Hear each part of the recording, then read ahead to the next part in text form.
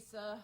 And we are thrilled to be spending this time with you. Love it. Love Wild Wednesday so much. And as you know, on Wild Wednesday, we learn about another wild animal. And not just that, but where they show up in the Bible. Yeah, super cool. There's wild animals in the Bible. There are. It's a wild book. Wild book. Before we get to that wild book, though, is it time? It's time. It's time to do the thing. Yeah. Are you ready? Time to do the thing. This is where you get to participate. I hope they've been thinking about it all week long. I have. I think I've really got it. Yeah, I'm ready for this one. Okay. All right. And now get Mine's ready with your stretch. wild animal sound, because we're all going to be making our wild animal sounds together. You have to do it loud enough so that we can hear you through the phone. Yes. Okay. Yes. Really go for it. All right. All right. Are you ready? Here we go. 1, 2, 3.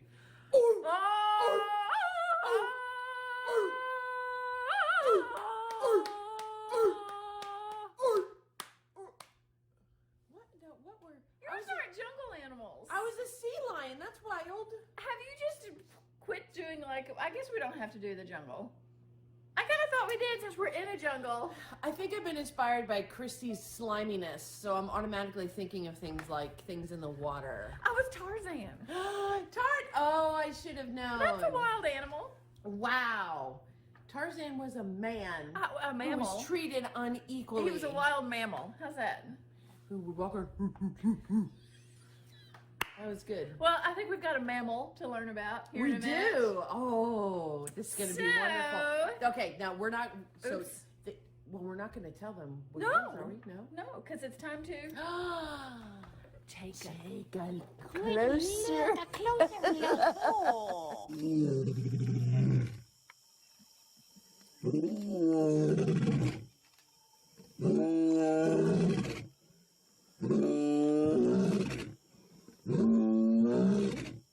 Yes.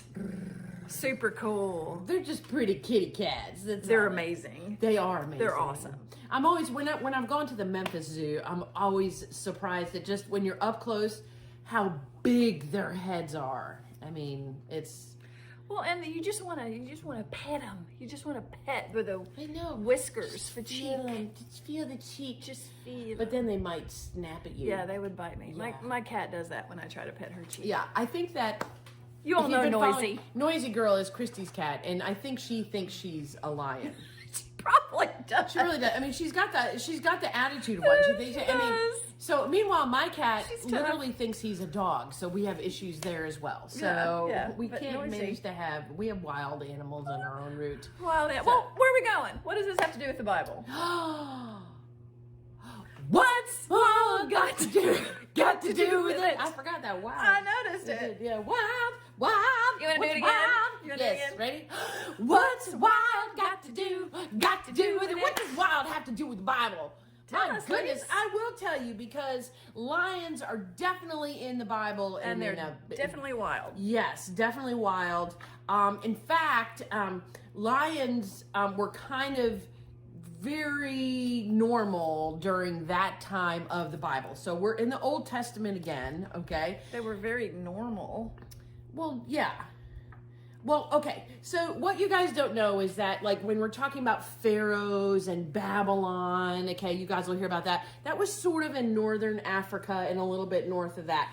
So, and lions come from Africa. So the fact that they use those kind of as, they wouldn't have been so crazy. Yes, it wasn't crazy. So it wasn't like they had lions of pets. But are lions wandering the streets like the cows in India? No. Okay. No. But the fact that lions are in this story, it makes sense because some of these stories happen in the very northern part of Africa. Okay. Yeah, all right. Now I'm with you. All right. So what's our story? Well, the story has to do with Daniel. Okay. Yeah. And so you might know the story. You can find it in the book named about him, Daniel, chapter 6. He's an amazing story.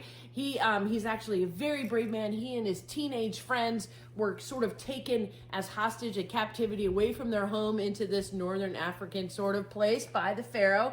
But Daniel had faith in God and rose up in power and respect. And he actually had a good position. He worked for the Pharaoh. He was kind of put in charge of some things. And he was doing quite well, you know, in spite of the bad situation. But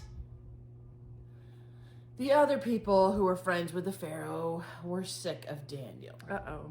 That's never good. No, and they were sick of him because he just was so good, and he had faith in this other God. Daniel. I know, Daniel. They were so tired of it. Daniel was like, the teacher's man, and they didn't like it because Daniel was clear about his faith in the one true God, and he didn't worship Pharaoh or anything. Well, here's the story. So they got Daniel in trouble by basically tricking the pharaohs into, saying, you need to write this law that if people aren't praying to you, or, that they're praying to another God, you need to arrest them. Okay? So they did that. So, of course, because they knew Daniel's schedule, Daniel was so overt, which is a fancy way of saying that people knew, but he made sure people knew that he was out there. He was out there. He was like, I believe in God. This is fine. Not going to hide it. Not going to hide it. So they knew, of course, that he was going to pray during the day. So they caught him.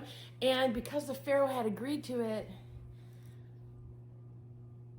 he had to be punished. And the punishment was he was thrown or put into a den of lions who hadn't been fed. Hungry lions. That's where Daniel was put. So he was put into this pit. In fact, he had no chance of climbing out because if you read in Daniel 6, they actually put a huge stone on top of it.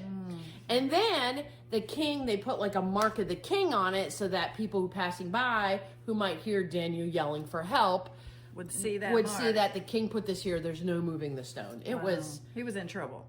Yeah. So you had Daniel hanging out with all the lions. Hungry lions. Like really hungry lion. Yeah. So what happened? Well, the next morning came the Pharaoh or the king. It was actually, they called him King Darius, but he was King Darius. Good King Darius. We have good news, good King Darius. Some of you might have seen that VeggieTales. VeggieTales, yes. So as Pharaoh / king, he was just the guy in charge, but he was friends with Daniel, and he hated the fact that he had to do this. So he ran in the morning to go see if there was anything left. I mean, why would there be left? I mean, Daniel, apparently, as far as we know, he was healthy, so he probably tasted good. Yeah. Probably a good spice. It's a spicy Daniel. It was. So the king was like, of course, the lions are going to enjoy him. So he took he took the stone off. Well, he didn't, but he had people take the stone off. And he was like, Daniel! And Daniel said, my king, may you live forever. Because he had no issues with the king. And he was like, my God has kept these hungry lions' mouths shut all night. Wow. And he was saved. And the story was great. Of course, Daniel was taken out. And he wasn't punished anymore. And some bad things happened to the bad people. So they kind of fixed that. But here's what I want to know. So if God kept the lions' mouths shut, do you think that he was just like chilling out with the kitty cats and like were they purring? Oh, what was he doing while he was in there all night? Or was he snuggled up with them? Was he snuggled up with his kitty cat? Did he have Only names you for would him? think that, Lisa. Yeah, I wonder what went on. I wonder what went on. I'm just amazed by the power or of God. Were the lions like irritated? Were they trying to eat him and God kept them? Were they like, oh yeah, well, and they just couldn't open their, I don't know.